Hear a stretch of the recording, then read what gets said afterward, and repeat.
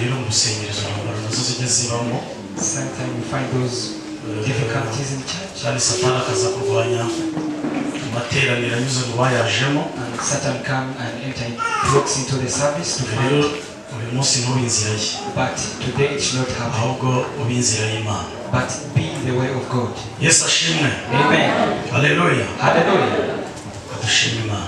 Let Data wa twese uri mu ijuru, turagushimiye muri uyu mwanya izina ryawe niraba icyubahiro kuko Imana yacu niwe kwizerwa no gupfukamirwa, uriho kandi uzahoraho, icyubahiro n'ikibi cyawe, ijuru ni iryawe, isi nayo wayihaye abantu bayituremo.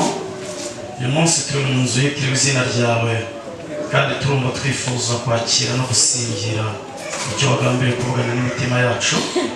Duhamagaye ubushake bwawe rero muri iri teraniro kugira ngo umuntu wese wateraniye aha ngaha yumve uvugana nawe, kandi ijambo ryaravuze ngo umwigisha n'umwigishwa bose bagabane umugisha iri muri iryo jambo. Reka twese tugabane rero imigisha irimo mu izina rya Yesu Kristo umwami wacu. Amen. Amen. Amen. Imana turashimiye ko yaturinze. Thank God who protected us. Mu by'ukuri Imana yararwanya urugamba rukomeye cyane God fights a great battle kugira ngo tube turiho. for us to be alive. Hari ibintu bikomeye Imana iba yakoze, There are great things God does. kandi ibyo bintu bikomeye Imana iba yakoze And the great things He does, rimwe na rimwe hari igihe tutabiha agaciro, at times we don't value hari them. igihe tunabitesha cyangwa se tukabyirengagiza. We just don't look at them. Ariko urebye uburyo abandi baba babaye cyangwa ugatekereza ko muri morgue hari abandi bari mu bitaro barimo sonde, When you think about people who are dead and others who are sick, ugatekereza rero ko kuba turiho ari ubuntu butangaje bw'Imana, then living is a grace of God. tubona ishimwe rikomeye, We get a great thanks. tubona icyo Yesu aba yadukoreye. You see what God has done. Reka rero dusangire ijambo ry'Imana riri mu butumwa bwiza bw'Yesu ko bwanditswe na Luka. Let's read the good gospel of Luke. Dusoma ubutumwa bwiza ko bwanditswe na Luka. The good gospel of Luke.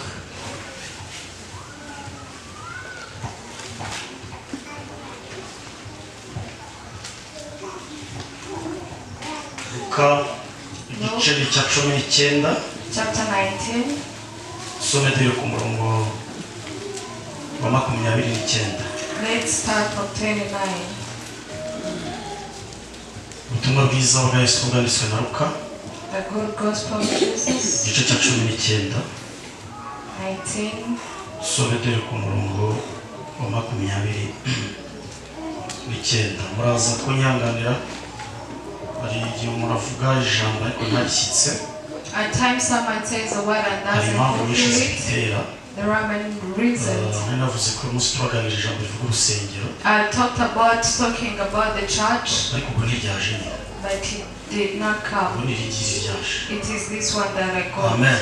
Amen. Tuzagira ikindi gihe. We are going to study it next Niyo time. mpamvu tugiye kwaguka. That's why we're going to look. Twageze dusome tujyane. Ageze bugufi i Betifage ni Betaniya, ku musozi witwa Elayono, atuma babiri bo mu bigishwa be ati, mujye mu kirorero kiri imbere yanyu, nimwinjiramo muri bubone icyana cy'indogobe kiziritse kitigeze guheka umuntu, nuko mukiziture mukizane. Kandi nihagira umuntu wabaza ati, murakiziturira iki? Mumubwire mutya muti, databuja niwe ugishaka. Izo ntumwa ziragenda zibisanga nk'uko yazibwiye. Bakizitura icyana cy'indogobe, ba nyiracyo barababaza bati, murakiziturira iki? Barabasubiza bati, databuja niwe ugishaka. Bakizanira Yesu, bagiteguraho imyenda yabo, bakicazaho Yesu. Akigenda basasa imyenda yabo mu nzira, yenda kugera mu ibanga ry'umusozi wa Elayono. Iteraniro rinini ry'abigishwa be bose batangira kunezezwa no guhimbarisha Imana ijwi rirenga kubw'ibitangaza babonye byose bati hahirwa umwami uje mu izina ry'Uwiteka, amahoro abe mu ijuru n'icyubahiro kibe ahasumba hose. Abafarisayo bari bari muri iryo teraniro baramubwira bati mwigisha cyangwa abigishwa bawe. Arabasubiza ati ndababwira yuko abahozeho amabuye yarangura, abahoze cyangwa bacecetse bahoze borabura niho guceceka ibavugiye barabati ntibaririmbe, bagati niyo bahora baririmbe amabuye yagira gute, amabuye yavuga, ariko amabuye ntakavuga iby'ubuye. Hindura gato tugere ku gice cya 13 cy'ubutumwa bwiza bwa Luka, n'ubundi aho ngaho bwanditswe na Luka umurongo ugere ku gice cya 13 ugere ku murongo wa 10.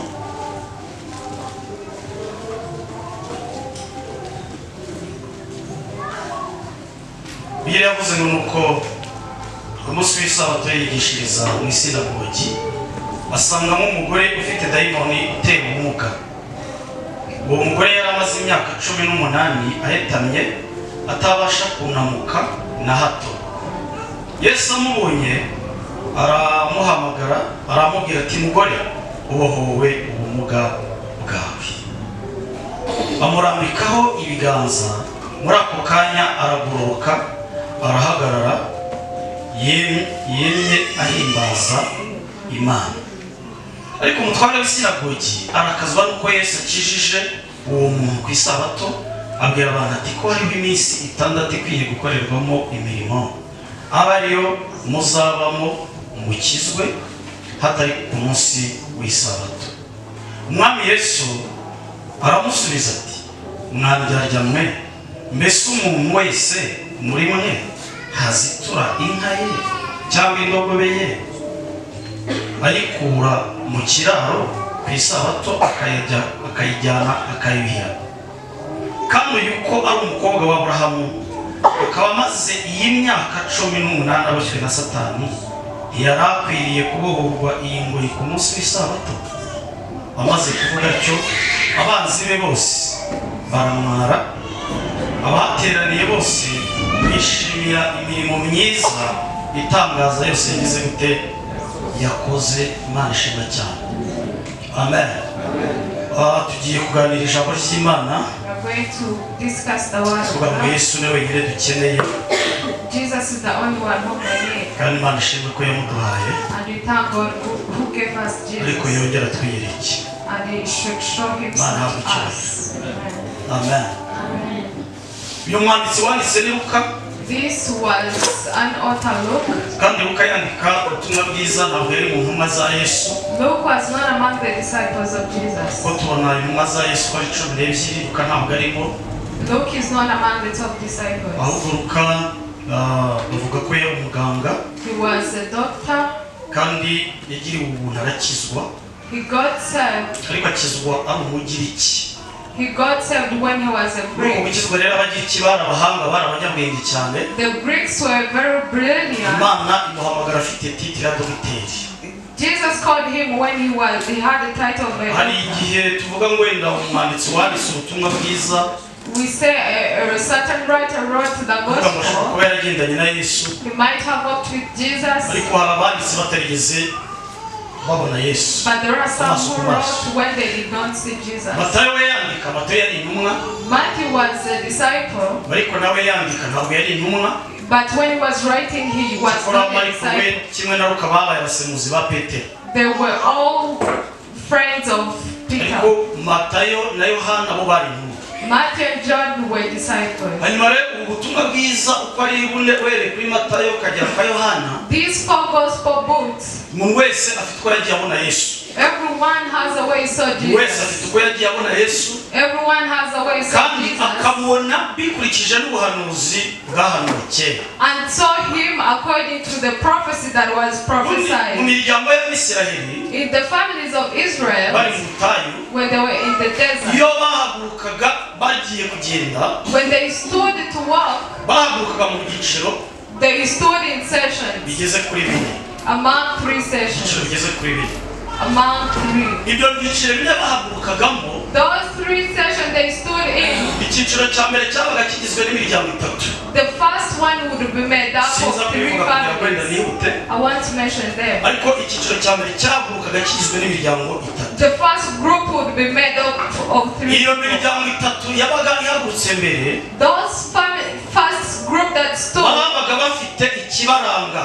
They would have a sign. cyabarangaga ryabaga ari ibendera. It was a flag. ibendera ryabaga rishushanyijeho igishushanyo. A flag was having an image. kandi icyo gishushanyo cyabaga gifite message kiri kuvuga. And that image had a message that was giving us that would happen in the new miryango itatu wa mbere wahagurukaga. The first group that stood, wabaga ufite ibendera. it had a flag gishushanyijeho igishushanyo cy'intare. which had an image of a lion. icyo gishushanyo cy'intare cyabaga gishushanyije kuri iryo bendera. That image of a lion, byabagendaga imbere. it used to be before them, byabaga bivuga ubutumwa bwiza.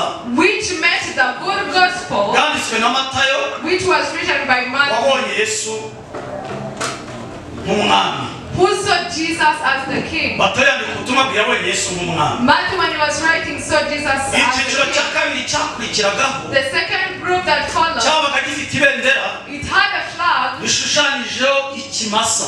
which had an image of a bull. icyo kimasa That bull, cyashushanyaga ubutumwa bwiza bwa Mariko. it showed the gospel of Mark, wabonye Yesu nk'umukozi. who saw Jesus as a servant. hanyuma Mariko yandika ubutumwa bwe. When Mark was writing his yashatse gospel, kugaragaza Yesu ko ari umukozi. he wanted to show Jesus as a aravuga ko servant. umwana w'umuntu ataje gukorerwa. As a son of God did not come to be ahubwo yaje served, gukorera abandi no gutanga ubugingo bwe ku bwa benshi. but to serve and give out his life. kuko niko abisirayeli bagendaga. That's how they used to ariko move bakagenda bari mu buhanuzi butangaje kandi bukomeye cyane. and move in great prophecy. icyiciro cya gatatu cyahagurukaga. The third group that stood, bahagurukanaga ibendera. they stood with a ririho flag igishushanyo cy'umuntu. which had an image of a uwo human being. muntu muri iryo bendera. That person in that byabaga spirit, bivuga ubutumwa bwiza bwa Luka. it meant the gospel of Luke, wabonye Yesu nk'umuntu. who saw Jesus as a human uyu being. Luka yandika ubutumwa bwe. When Luke was writing his we yahishuriwe gospel, Yesu nk'umuntu. he saw Jesus as a person arabivuga ngo umwana w'umuntu yaje and came to look for what had been kuko lost. we yabonye Yesu. That's how Luke. hanyuma icyiciro cya nyuma aricyo cya kane. The third iyo group, cyahagurukaga when it stood, cyabaga gifite ibendera. it had a ariko flag. iryo bendera ryabaga rishushanyije igishushanyo That flag had an image cy'inyoni cyangwa se ikizu. of a bird.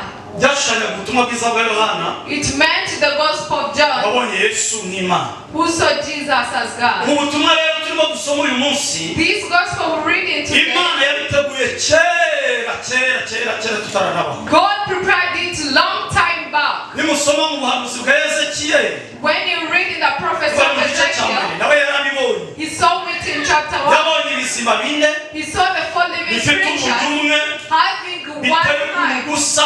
When they're the same, ibyo bizima nabyo bine byashushanyaga ubutumwa bwiza uko ari bune. and those four creatures turashimira prophesied. Imana rero ko uyu munsi dufite ubutumwa bwiza bwa Yesu Kristo. Imana ishimwe cyane. We thank God that today we're having the gospel of Amen. Jesus Christ. uranyumvise.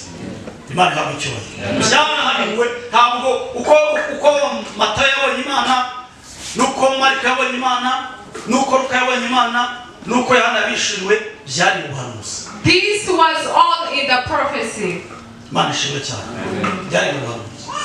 Luka rero Luke, nababwiye ko atari intumwa I told you was ahubwo not an yegeranye apostle. na Petero umusemuzi we. He was an interpreter of Peter, cya kabiri Luka and Luke, yagendanye na Pawulo. he moved with Paul. ndetse hari n'imibabaro myinshi basangiye muri gereza na Pawulo. They were persecuted together in prison. hari n'igihe Pawulo abandi bose bamuhanye baramusiga.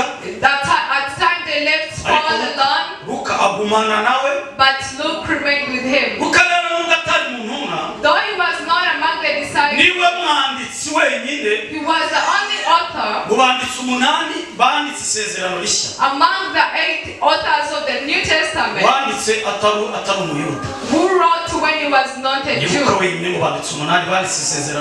He is the only one who wrote the New Testament, who was a foreigner. It has something. Another thing, the servant of God Luke, whatever he wrote, there is what he had Peter say, he was uninterpreted, though he did not see Jesus. But because he was wise, what he wrote, he made research because he was a doctor.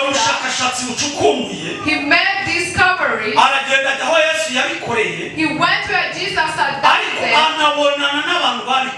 Then he made people who received it. Not only reaching where Jesus did it, but he made people that received them. When Luke was writing, he wrote 2 books in the New Testament. He wrote this, the Acts of the Apostles. It is special. It's special. Matthew wrote to his followers. He wanted to show them that Jesus was the one who wanted to come. He was to confirm that he was the one. They were not accepting that Jesus was the one needed. Even today, the Messiah they were waiting for, they were thought they were to be taken out from Rome, to sell them from slavery. But when they saw Jesus, he was saying that his kingdom is not here. Then they say he's not the one. When Matthew was writing,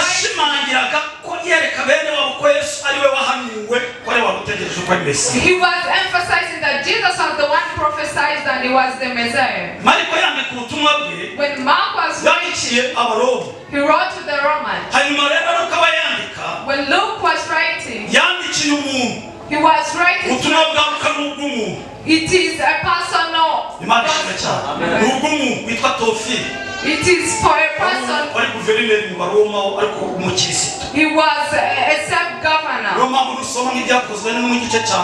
That's why when you read in the first book I wrote what Jesus did first. In the good gospel of John, it is a gospel written to everyone. Why I told you that the gospel of Luke is special.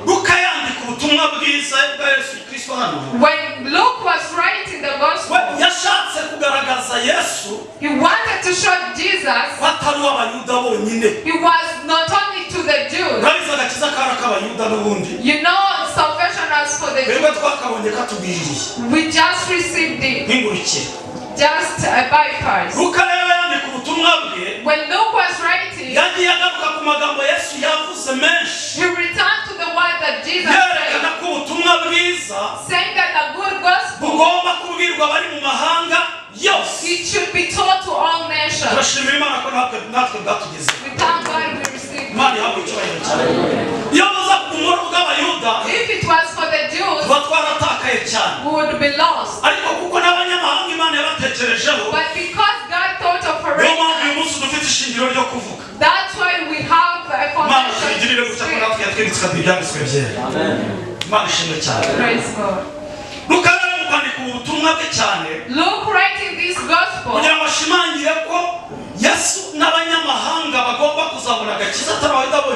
emphasize that foreigners would receive salvation.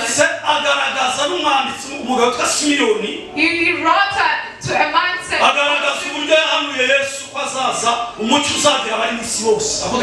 light will come to all people in the world. Luke said it. He spoke it much of the time. There are things they wrote. Amen.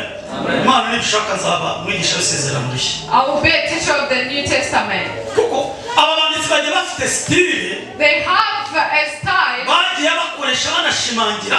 They wrote emphasizing. Ntabwo twazerekana no kubera igihe. We can't show it up. Ariko icyo shaka kubabwira ni iki? What I want to tell you. Kuva mu itangira ry'ubutumwa bwaruka. Starting from the writing ukageza ku iherezo ryabwo. Up to its end. Ukakomeje kwibuka abanyamahanga bene wabo. Luke was remembering foreigners. Amen.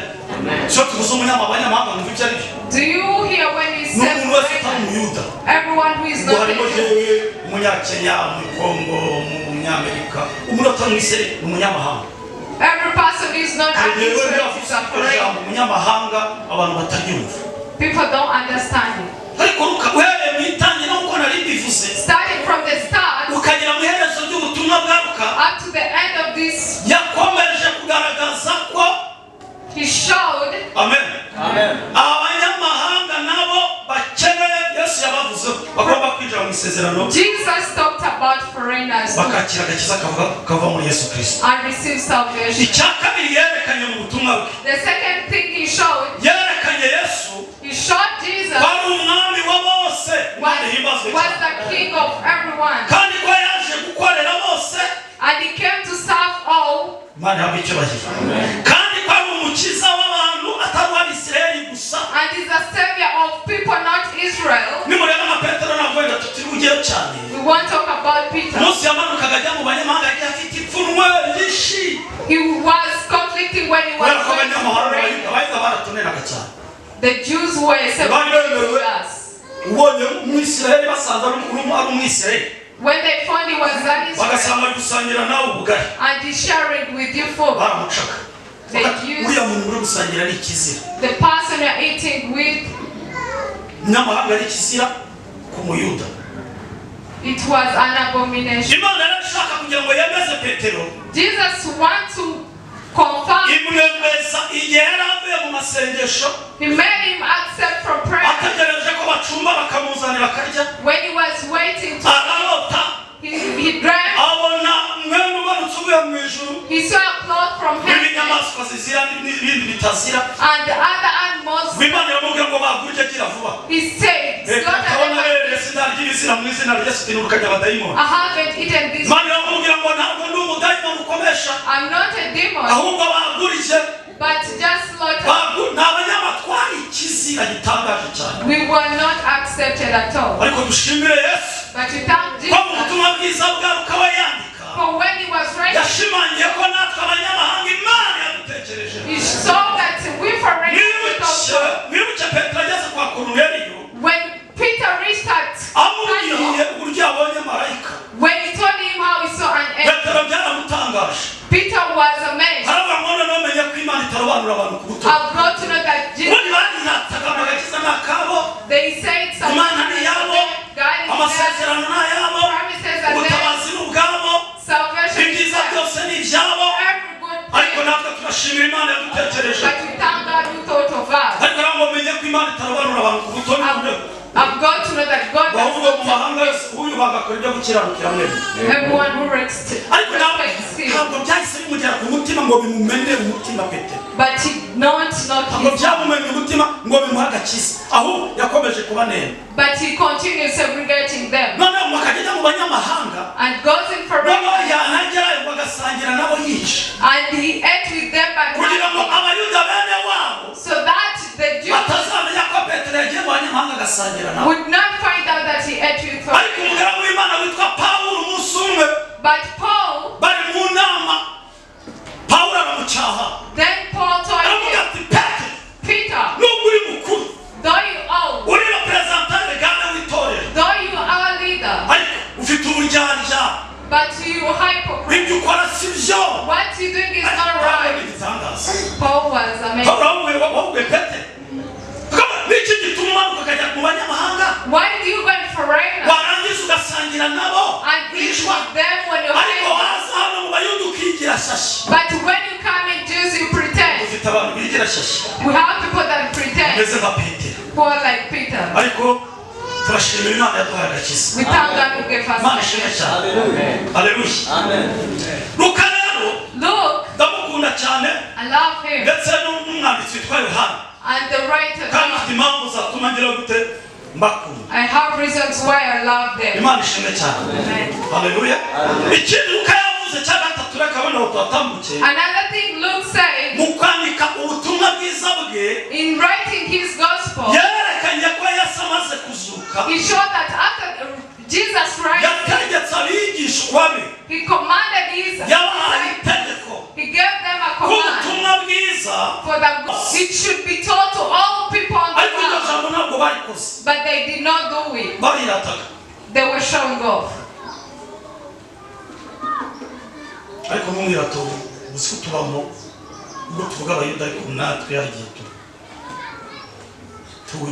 We also show off. They were showing off. Amen. Amen. Amen.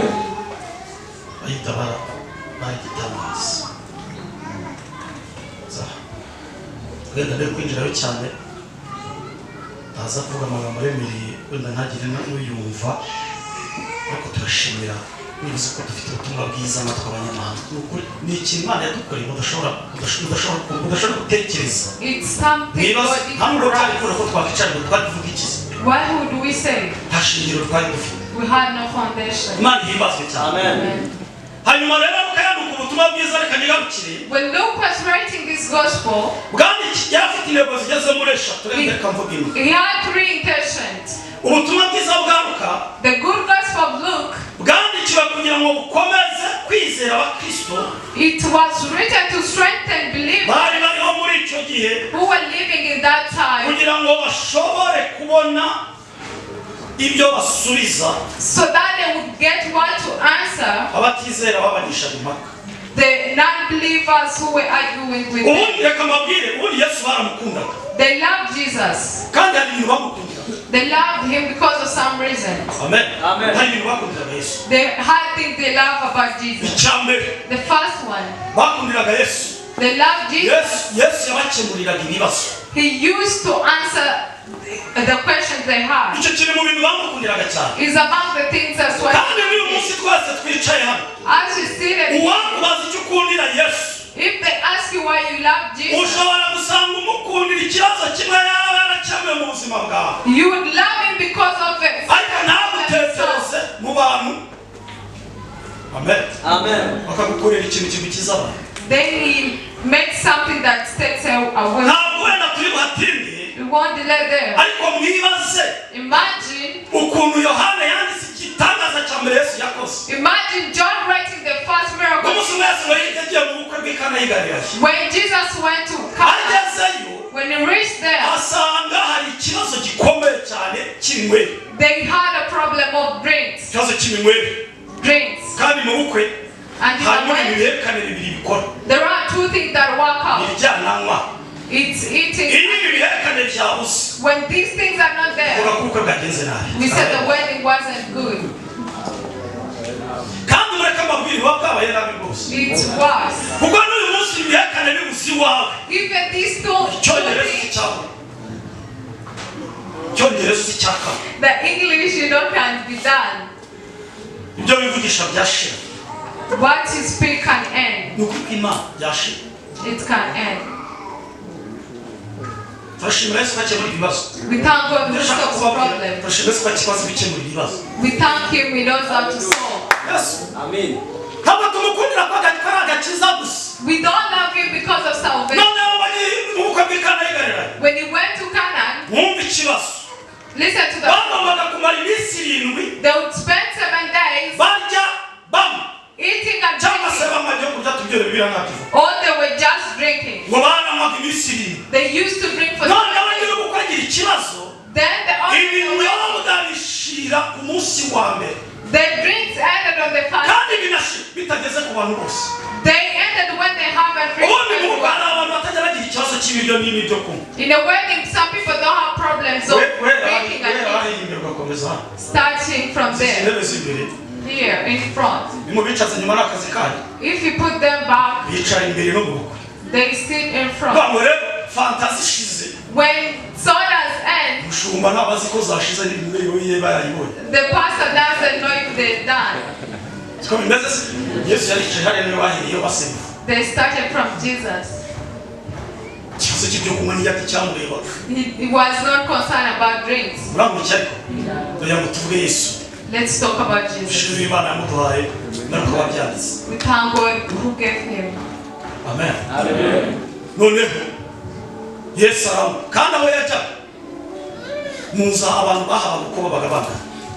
and he knew his disciples. And other people who knew that Jesus had come. They served and they it ended on the first day. They had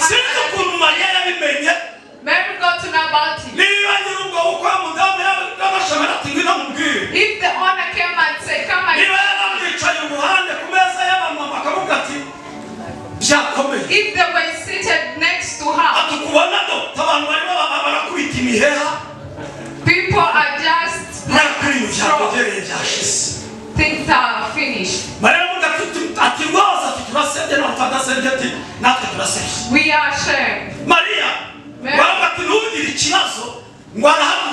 He stood up. Mary was ashamed. She came to tell the son, come.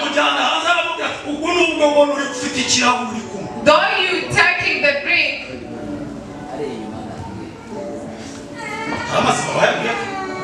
did you get to ask God to give you the strength to come here?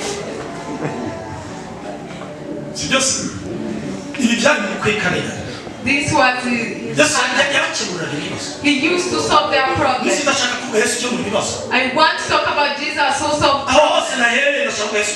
I want to say that. Amen. Amen. He said, what are we going to do? Because my time hasn't yet reached. I've told you. Went.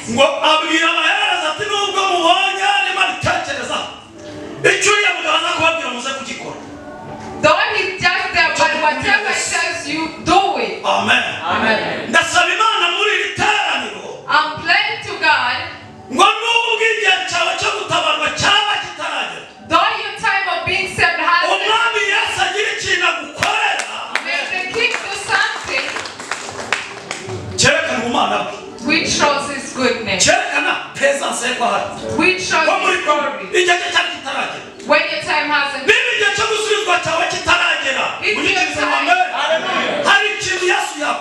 there's something he can do.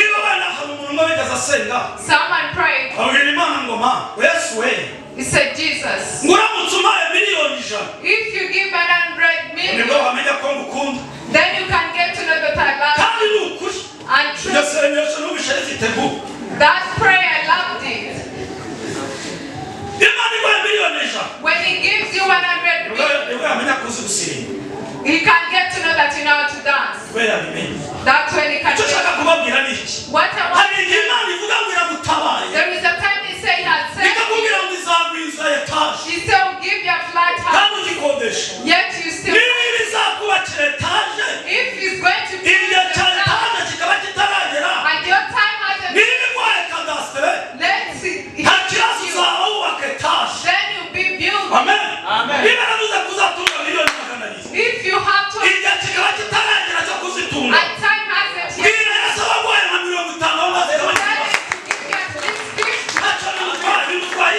what's wrong with that? Amen. But God he can give you the wrong way because of time hasn't yet. If you have a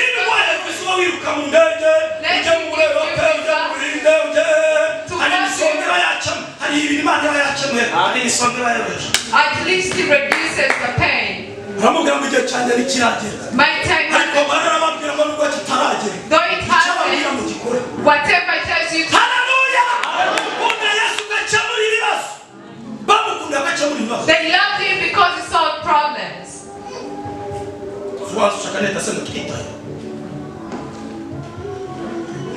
twigenda bose no kwicaca mu musumu. Don't you remember what he saw? Amusukumye yakukijije imihera mu bantu. Don't you know he saved you from straws? Let's be free.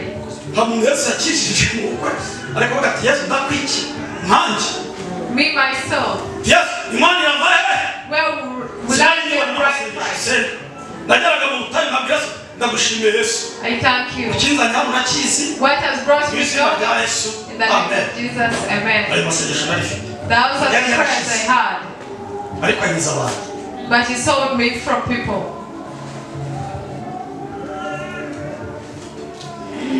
Amen. Amen. What if I stop here? No kabyara. Yesu gusetsa udukiza amenyo y'abasetsi. Mu bukwe muzabana baba. Do you know people in wedding? Hallelujah. Imani himbazwa. Dukurenda yigiza muri iki gitondo. I'm pleading this morning. Iyo mukaza atarahenga. When a servant is not paid, he can get at least on 15. A servant can get it. But when he has I'm pleading to God.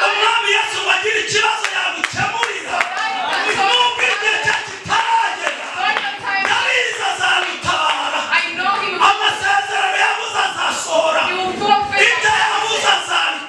will do what he said. Let him reduce the problem. The word that the mother told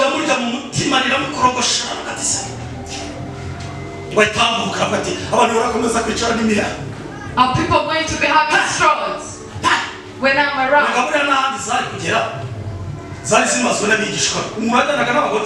Imagine walking with old men. They used to sit near him. There is a time to ignore. What do you want me to do? Truly. Truly Jesus.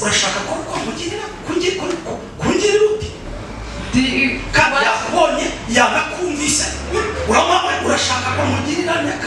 what do you want me to be aware? Why sometimes it is logic that we put in these things. We make also to watch let it give you and which pays you little.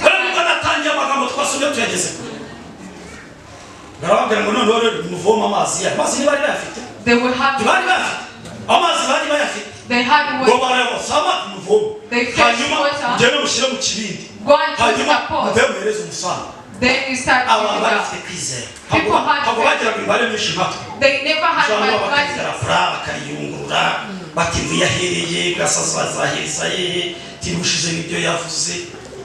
What is said? It started from their water. And they were dying. They were being ashamed.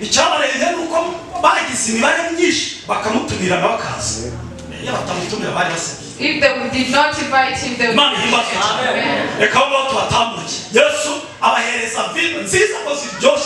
He gave them we want to go. Because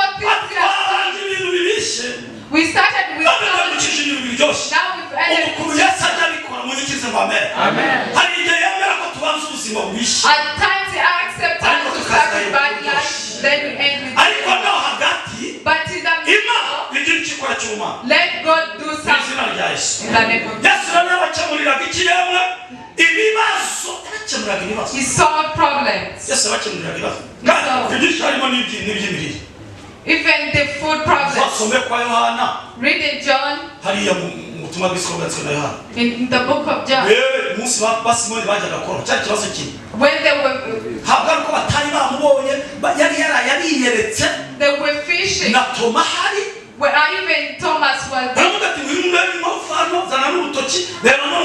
See the wounds I'm having. But he did not live with them with anything.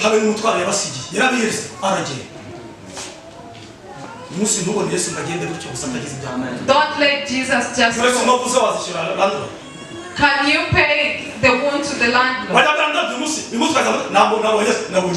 I saw Jesus, I saw his wounds. He left them with peace and went away. He hid.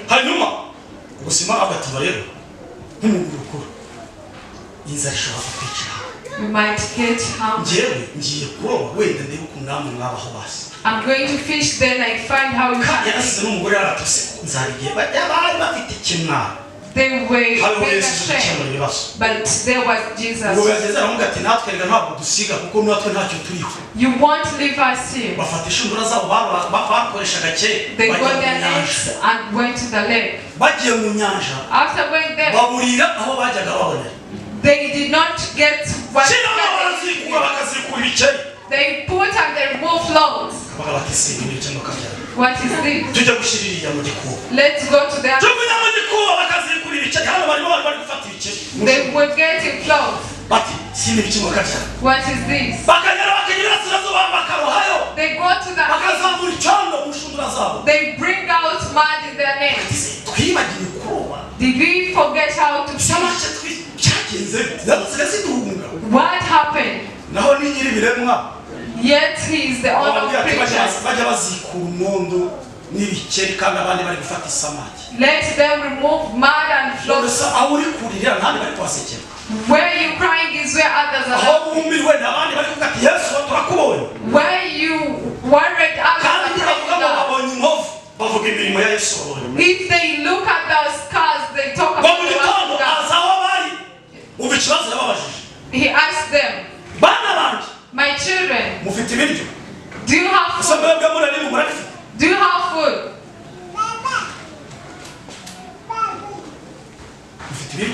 Do you have food?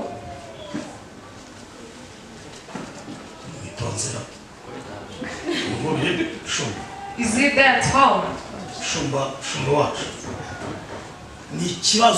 It's a problem.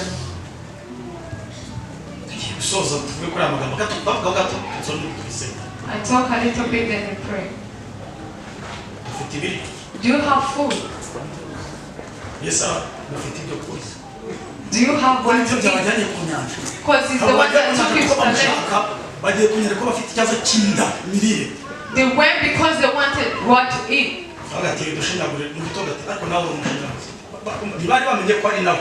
They did not know that was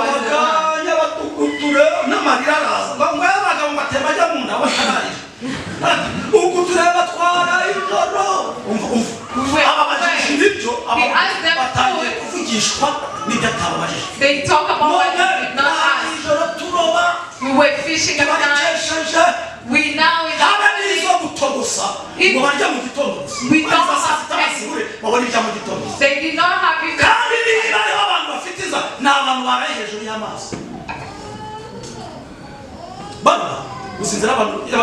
Do you know the hunger of the people who fish?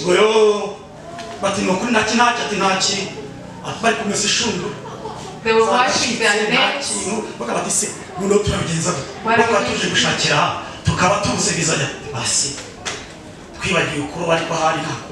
we forgot to fish.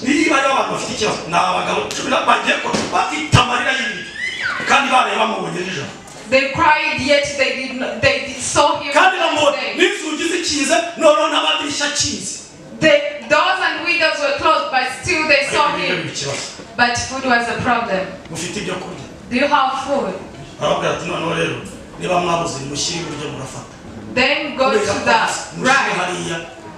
Because he said, I've come, go and put them. Get them at night. Just put them. You're going to get. As you said.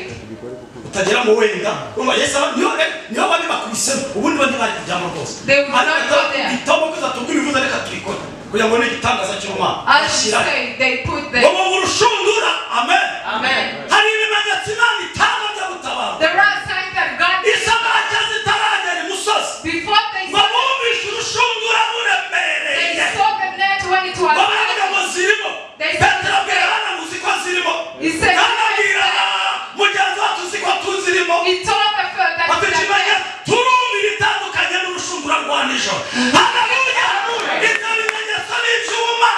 those are the signs of God.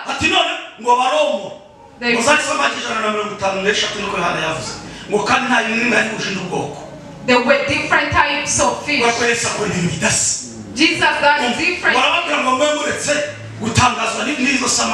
Don't be amazed. But I've lost it for you. He doesn't give life. He solves problems. He knows how sweet the lost fish is. Yes, way. How sweet it is.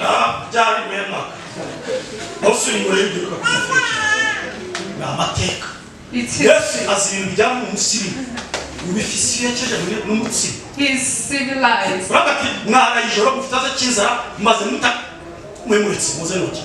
Come, I've lost it for you.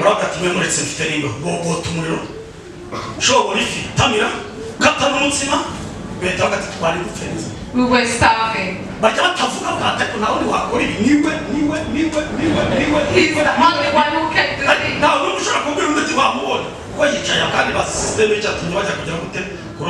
He was there, they knew his system. Jesus is Amen. Amen. Luke wrote and said he went to Bethel. He told his disciples we'll come back here in the evening. How Jesus was flooded. When he reached there, go there down. You see a donkey. Untie it and bring it to me. If anyone asks, tell him that our master sent it to us. They ran. They found it. They untied it.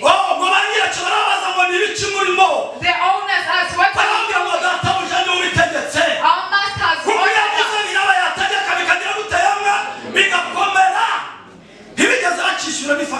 They did not pay for it.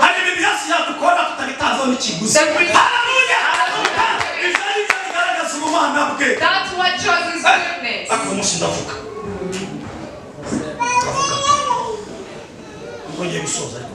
I'm going to conclude.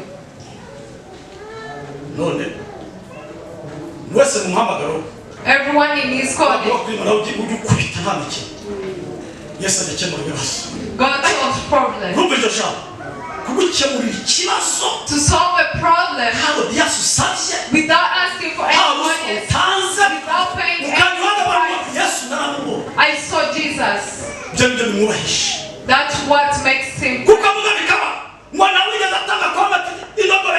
No one said that my donkey. They took it to him. After. Hallelujah. Yes, way. I love how they carried him and they put it on him.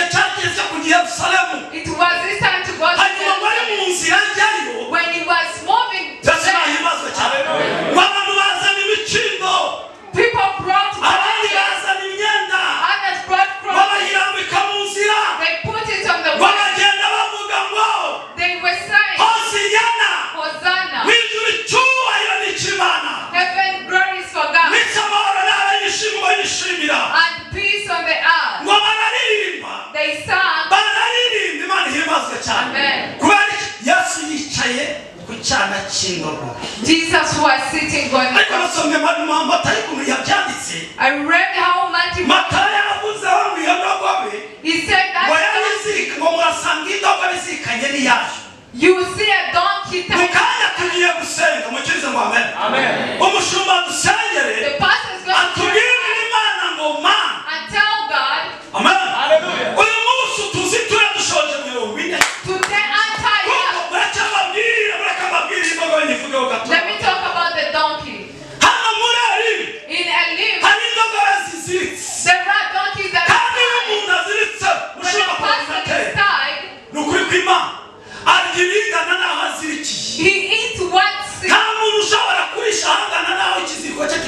You can't eat beyond where you are. When you're tired, you eat. When you want to eat something, then you are Amen. You are donkey. When you tie to walk, it's impossible. How can you walk? You can't be tied and walk. How?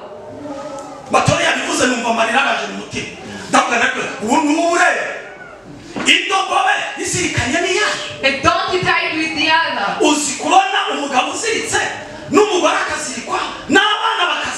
Seeing a man tied, a woman tied.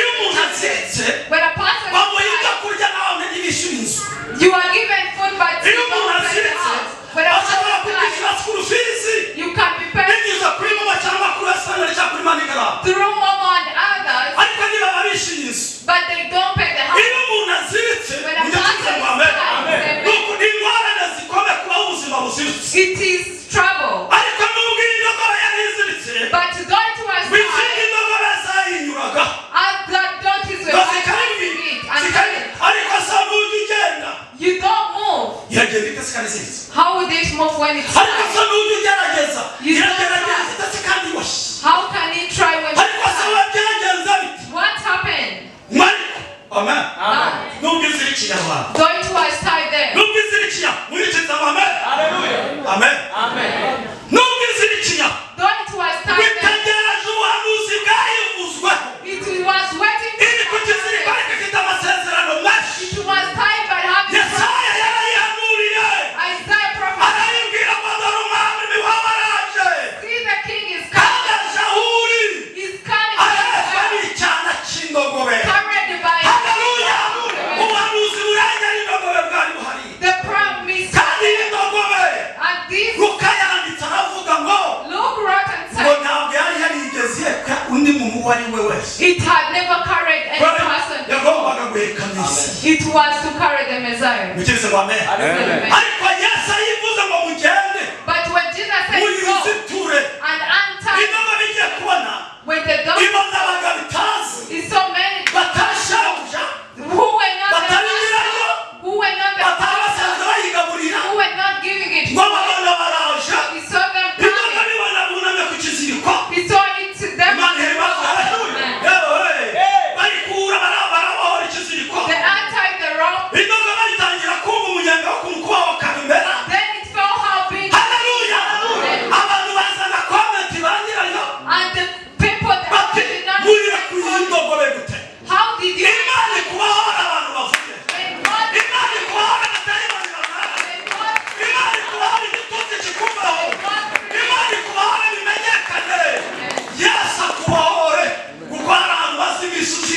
You are tight. You've been tied. A person is not going to US. It's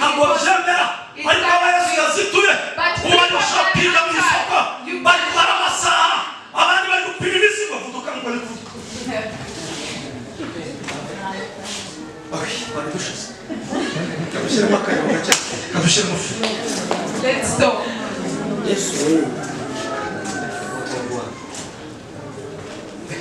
Amen. Amen.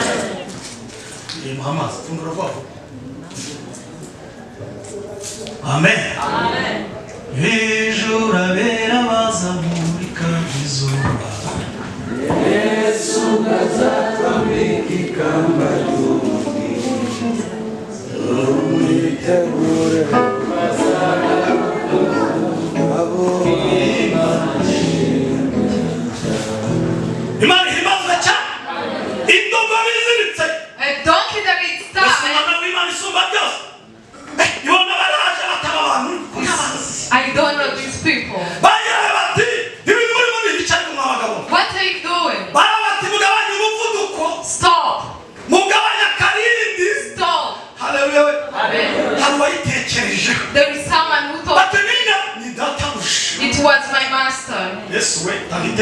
He gave a command. My master. They did not have any comment. They left them and took Jesus sat. He said, you don't. You've been prophesied. The sun hit. You ate and you waiting for me. And today they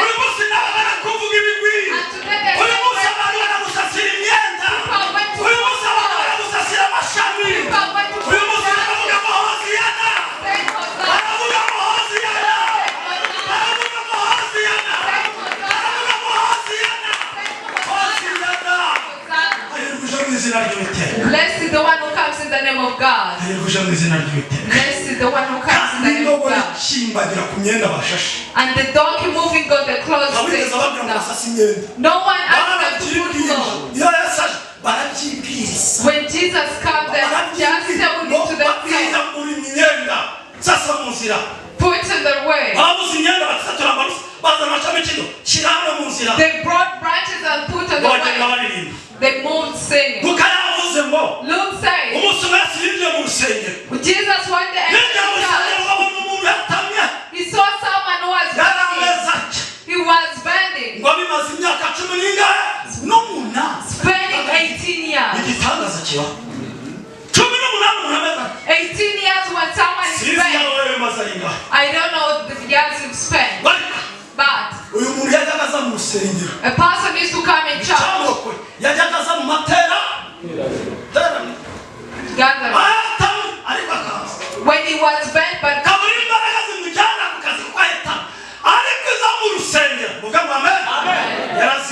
he had to come to church. When a person is bent and is married, how can you be saved?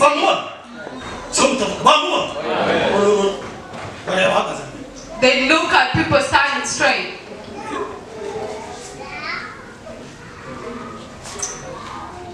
Amen. When a person is bent, you can't be asked for. A person who bends, you can't ask. But what I thank God, he knows how to solve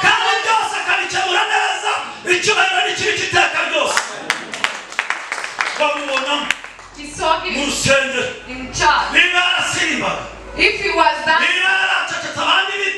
if he was not when others were dancing, you can't dance when you're bent. But Jesus said, stop the sound. I've seen someone. There is someone who made me to change the teaching. There is someone. It might be me. Amen. There is someone.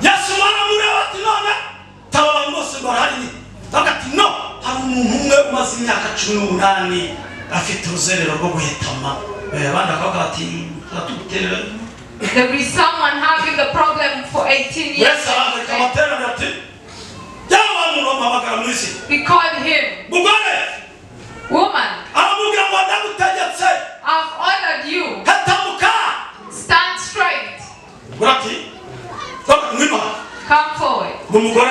The woman. Jesus laid his hands on her. He had a great demon. The one that can cause, which cause poverty. Demon that can't make you marry, which makes you not to walk.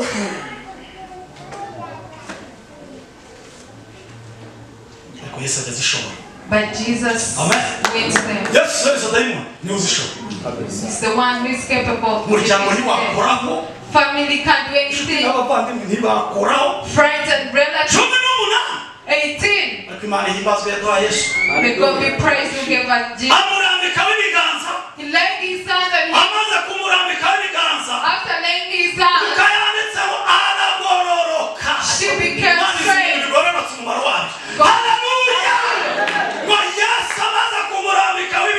After Jesus laying his hands,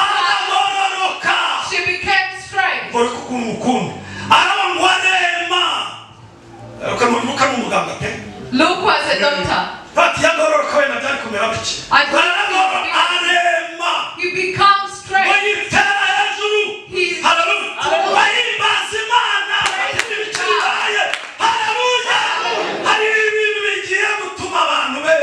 There are things that are going to make people come. Do you know people bending? How have we reached that offering? Can people bend to give out offering? Can they give out the tithe? When they're bent? When they're tied? It's to lead the church. Pray for the pastors.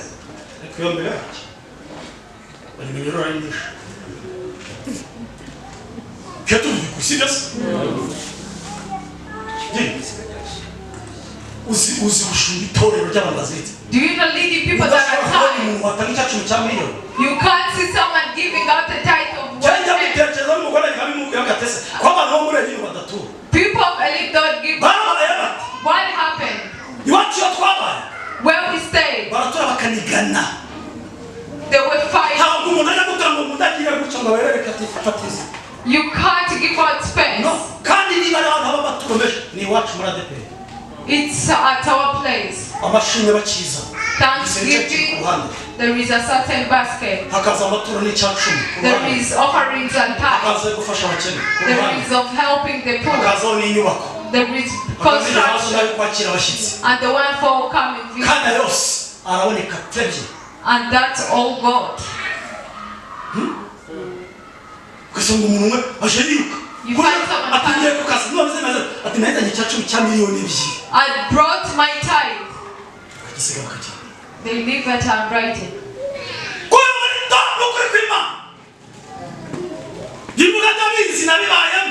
I know what I'm talking about. Ask my wife. I did not go to on Sunday. For more years. Though I preach or not. Though the people they do it without telling them. We used to eat at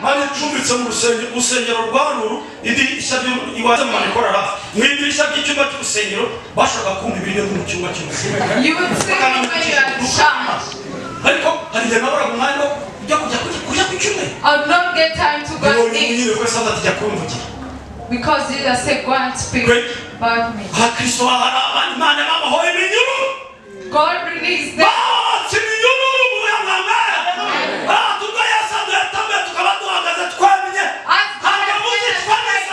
You won't die because God answered when you are striped. Do you know the reports were given? This is a right report. Giving God 2 million. Only the women bring the report and the money and give out in your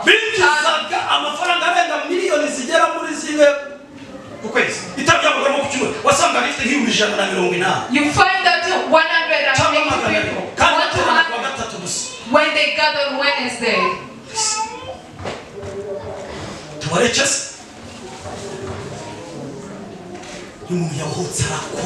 When a person is untied, when you're untied, you know what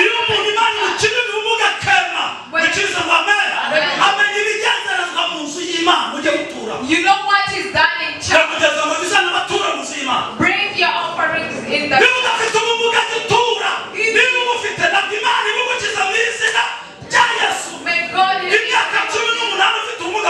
18 years when you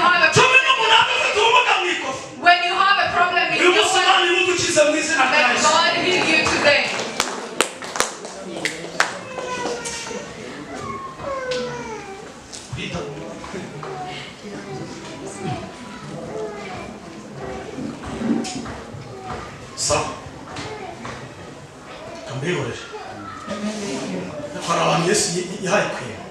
There are people God gave to be straight. There are some who receive visitors of Friday, visitors of Sunday. Every gathering had their own financial money without having any problem, without any servant to have any problem in church. What should we do? But the pastor is going to pray for us. Tell that the ropes that are tying us, this crippledness we have, and God who sent me is going to execute. Hallelujah! After telling God to be alive, listen to what happened. I was amazed. There are things that I read and amazes me. And the leader who led that church, which Jesus had gathered in, and shouted. He was saying it because of Jesus. There are some people impatient. Ati mumve itangazo ryambe Yesu arangije gukora igitangaza umugore arimo araseka Mana uri Mana nanjye nzajya ku kazi bazongera kunyishyuza Mana uri Mana nanjye ndagiye muri Amerika Mana uri Mana uragusimbuka n'ibyaha ndabirangije I'm done with mine. Ndabirangije nuko Imana ndabirangije I'm done. Amen. Nora ari gusimbagurika aho nawe ati Mana icyo ukoze Mana what you've done. The leader was so annoyed. The fact there are 6 days of doing miracles. No. Praying those days by he was watching them but telling Jesus. He was telling Jesus. And Jesus, he can't just leave you. He stood. Give me the pulpit. You hypocrite. What did you say?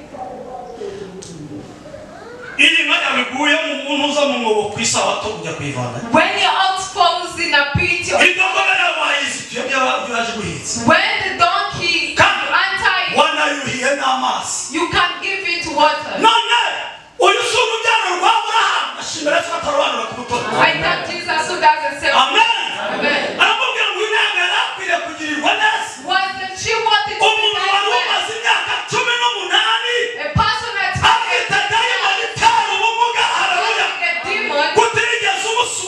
you did not visit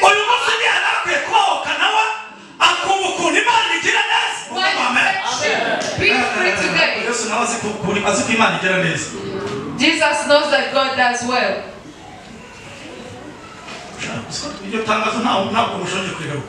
The pastor did not come. We haven't seen someone. This is the son of Abraham. You should be done. The goodness of God, the protection of God, being served of God. Where it had this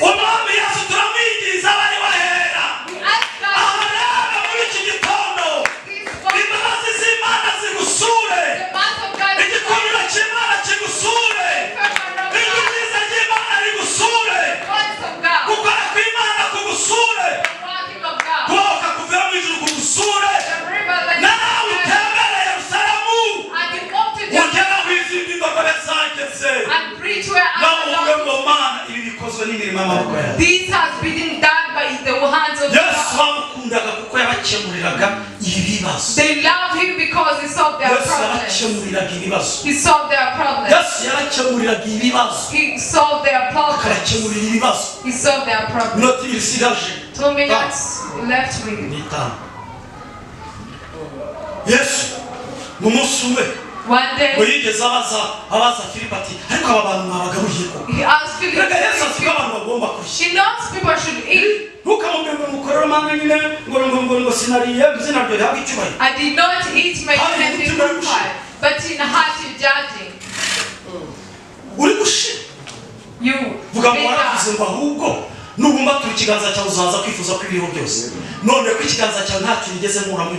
I did not receive anything from your heart. We should pray from the scriptures. That's why we are stopping Phillips. Though you have food, but you can't feed 200 people. But here I've seen a boy.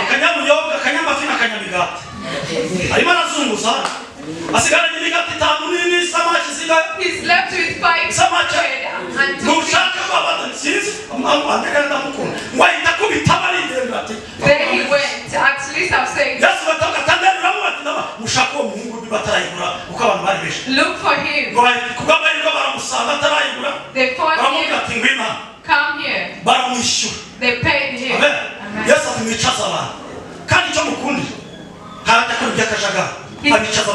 He's not disorganized.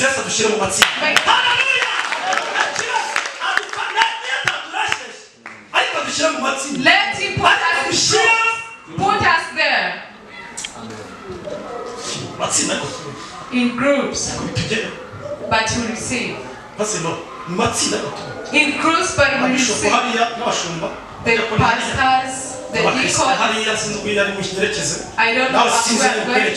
And you, but at least you be there. The God who created heaven and earth. They are few. But in God, there are many things. After they he knows sweet things. Give us fish and bread.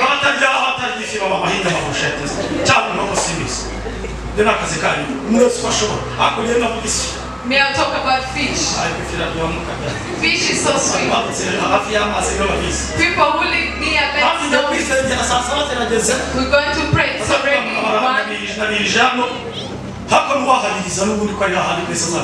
but still God is going to come back. Jesus will come back. Who come once.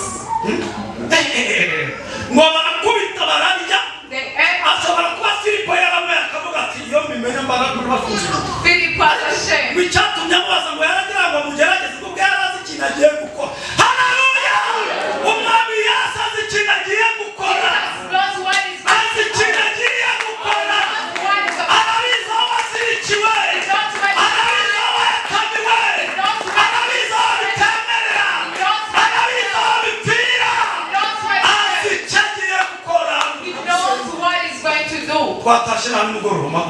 Stand up. He knows. They ate the men. There were men. Why did they leave women?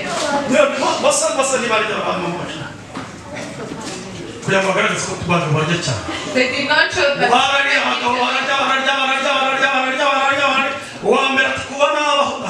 Men started saying, since I've lived, I'm now full. Since I lived, they stood aside. You